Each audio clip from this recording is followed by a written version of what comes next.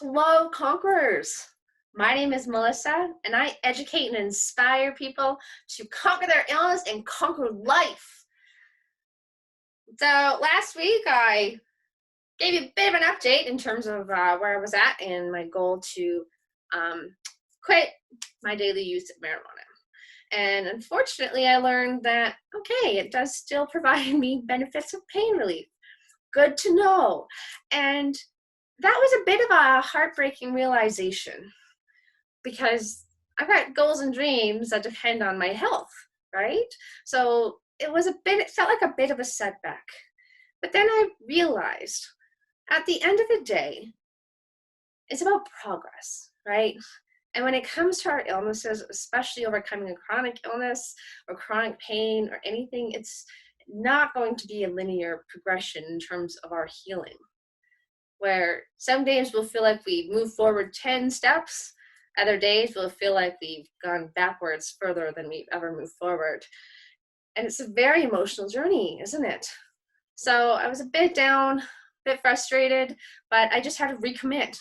So I doubled down and recommitted to my fitness activities. I've been on my elliptical, excited to get back into hiking. And today, just this morning, I conquered my first mini hike. I am so excited. So that made me feel just so good. And the coolest part is that that achievement came after 2 days of helping my mom pack her house up and get her moved. Again, these are things that I was not able to do for the last 5 years, and it's been so wonderful. There's something gratifying about being able to help a family member out, or being able to do things that you weren't physically capable of doing in the past. And it's frustrating when people need help and I can't offer. So that was a huge achievement. Going hiking was a huge achievement. So getting healthy and taking the time we need to do the things that we need to do to get healthy, sometimes it can feel selfish. Sometimes when we say, I just need 30 minutes to myself to have a hot bath, or I just need 2 hours this afternoon for me to take a nap and rest and revitalize and re-energize. And we can feel selfish at times at taking care of ourselves in that way. But it's doing that gives us the strength and the energy to get after it so we can help out and be a part of life again. So what do we do when we feel like our goals are not achievable? Or what do we do when we feel like our goal has failed, that we haven't made it? To give up? Gosh, no. We're conquerors. What does that mean? That means we're gonna hit challenges and we're gonna overcome them. And honestly, it's just knowing that we have that power that drives me, because we don't need to stay sick and stuck.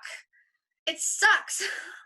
It sucks. And I don't want you staying sick and stuck, right? So my goal is to give you tools, give you things that you can do for yourself. And I don't want you to take my word for any of this. I want you to try it, because what works for me may not work for you.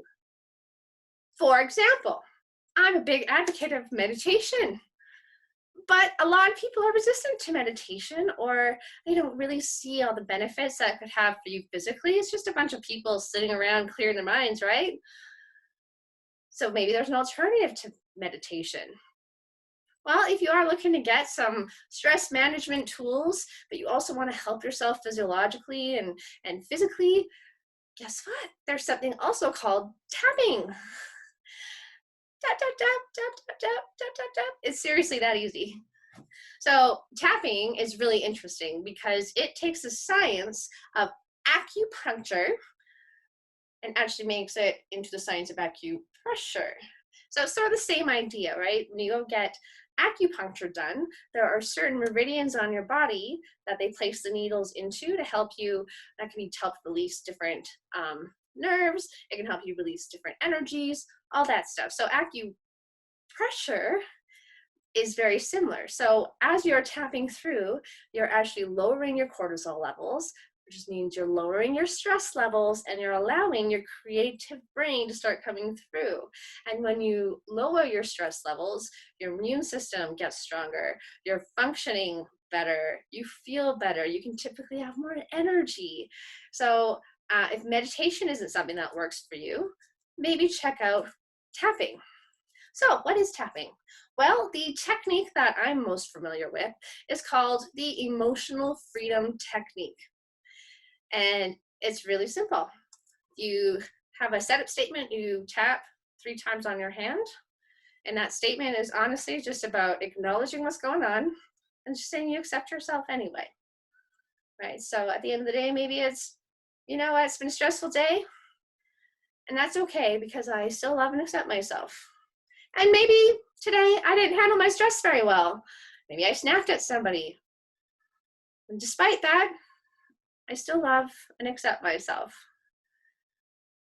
And say it again, all of the stress that I have in my body, even though I'm still learning how to manage it, I choose to love and accept myself.